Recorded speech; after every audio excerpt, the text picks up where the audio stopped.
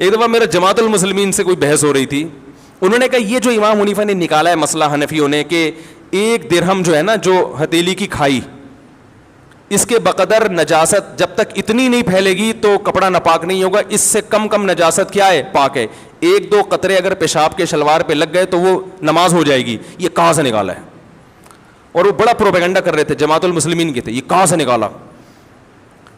قرآن میں تو آتا ہے وَثِيَابَكَ فَطَهِّرْ, اپنے کپڑوں کو پاک رکھیں, بار بار ہے نا قرآن میں. الطہارۃ شطر الایمان, اور لا يقبل اللہ الصلاۃ بغیر طہور, حدیث میں تو آتا ہے طہارت کے بغیر نماز قبول ہی نہیں ہوتی. اور یہ کہاں سے نکال دیا 2 قطرے پاک ہیں, یعنی 2 قطرے لگے ہوئے ہوں, تھوڑی سی نجاست لگی ہوئی ہو تو نماز کیا ہو جائے گی؟ ہو جائے گی. وہ بڑا پروپیگنڈا کر رہے تھے, 8-10 سال پرانی بات ہے. ہر جگہ دیکھو قرآن کے خلاف ابو حنیفہ کا مسلک, حنفی لوگ امام ابو حنیفہ کی اندھی تقلید کرتے ہیں اور قرآن حدیث کو چھوڑ دیتے ہیں. قرآن میں تو کہیں نہیں ہے, تو وہ مجھے کہیں ہم چلے گئے, ان کی کوئی کمبختی تھی یا کیا تھا واللہ عالم. تو میں نے ان سے عرض کیا, میں نے کہا دیکھیں آپ قرآن میں جہاں یہ آتا ہے نا اپنے کپڑوں کو پاک رکھیں, قرآن میں یہ بھی آتا ہے ما جعل علیکم فی الدین من حرج, اللہ نے تمہارے دین میں ذرا بھی تنگی, ذرا بھی کا ترجمہ بھی جو گرامر جانتا ہے وہ کہے گا. من حرجن کا مطلب یہ نہیں کہ اللہ نے تنگی نہیں رکھی, من یہ بھی تاکید کے لیے اور تنوین بھی تقلیل کے لیے, من حرجن ذرا بھی تنگی نہیں رکھی ہے. میں نے کہا ایک حدیث. دوسری بات یہ کہ صحابہ کرام جب استنجا کیا کرتے تھے تو سب کے پاس پانی میسر نہیں تھا, ڈھیلوں سے استنجا ہوا کرتا تھا.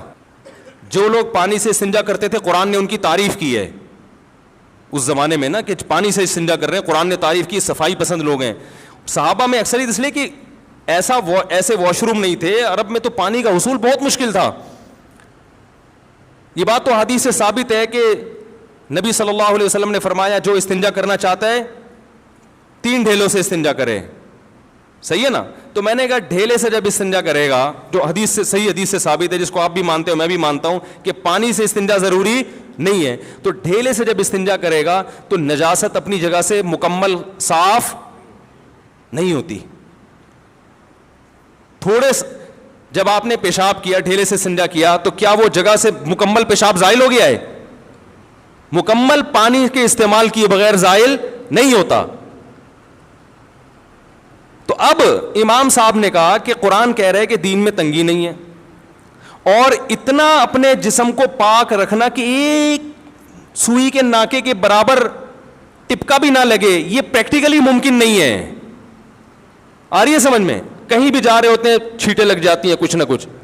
جب آپ پیشاب کرتے ہیں, جو آج کل WC کا سسٹم ہے, کیا یہ کوئی یقین سے کہہ سکتا ہے کہ 1-2 چھینٹیں بھی نہیں لگی ہوں گی؟ کچھ نہ کچھ تو ہوتا ہے.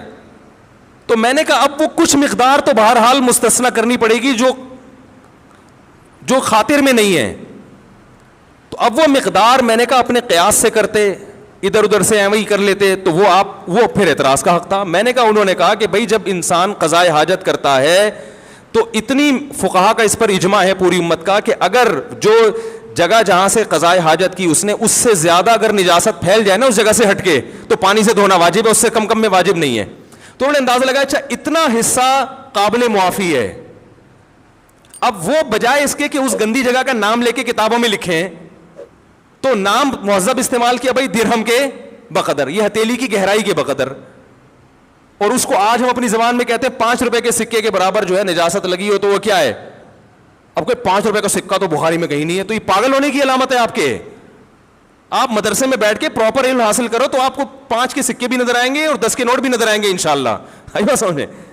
تو انہوں نے یہاں سے نکالا ہے کہ شریعت نے صرف ڈھیلے سے استنجا کافی سمجھا, حالانکہ وہ جگہ پاک نہیں ہوتی. پتہ چلا اتنی نجاست شریعت میں قابل معافی ہے. تو اس کی تعبیر مہذب انداز سے کہ بھائی ہتھیلی کی گہرائی کے بقدر, یا یہ کہ درہم اتنا سا سکہ ہوا کرتا تھا اس کے بقدر.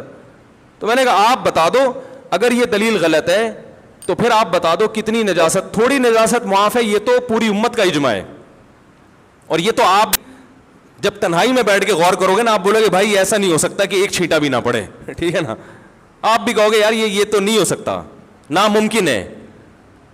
تو آپ بھی کچھ نہ کچھ مقدار کو معاف کراؤ گے. میں نے کہا ہم فتویٰ اس کے خلاف دے دیتے ہیں کہ بھائی 1 درہم والی جو انہوں نے مثال دی ہے کہ 1 درہم نجاست لگ جائے تو وہ غلط ہے, تو آپ جو پھر وہ مقدار بتاؤ گے قرآن و حدیث کی روشنی میں, ہم اس پہ فتویٰ دے دیں گے انشاءاللہ. نہ آپ بتاتے ہو نہ ابو حنیفہ کے بتائے ہوئے کو صحیح قرار دیتے ہو, اس کا مطلب ہے کہ آپ صرف انگلی توڑنے کے لیے پیدا ہوئے ہو. صحیح ہے نا. امت کے دلوں میں شکوک و شبہات, وسوسے, فرقواریت, امت کو لڑوانا, اس کے علاوہ آپ کا دنیا میں کوئی کام نہیں ہے. تو ایسے درجنوں مثالیں ہیں, درجنوں, یہ تو میں نے چند دی ہیں. تو اس لیے اس پروپیگنڈے سے متاثر ہونے کی چنداں ضرورت نہیں ہے.